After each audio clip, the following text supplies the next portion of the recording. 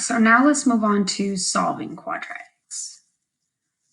So the solutions to a quadratic function can be found by seeing where the graph crosses the x-axis.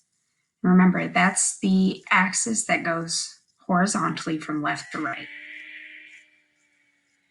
Typically, you have two solutions. Not always, but usually there are two.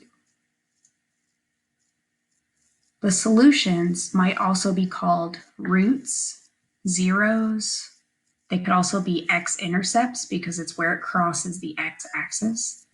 Or they could just say, what are the solutions?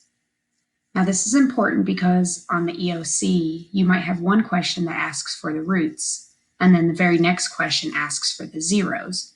They're asking about the same thing. They're still trying to find the solution, or what does x equal when it crosses the x-axis.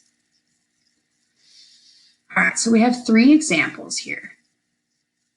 Again, we're trying to see where this graph crosses our x-axis. This first example crosses twice, so it has two solutions.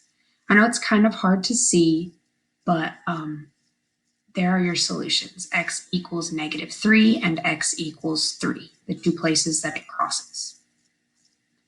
On the second example, see how it just touches the line?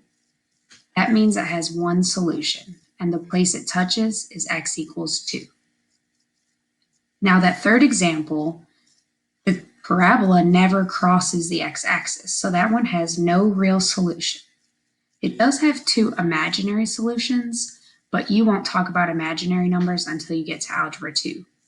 So if you get to that question and you say there's no real solutions, that's good enough for now.